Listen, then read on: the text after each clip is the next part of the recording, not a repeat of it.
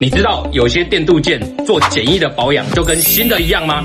尤其是达朗车，很多女生的这种车的后视镜都是电镀的，有没有看到这里已经有开始生锈了？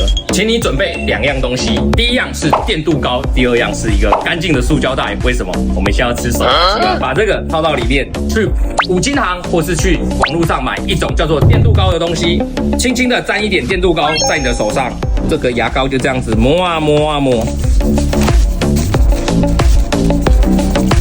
再拿一块布把电镀膏擦掉。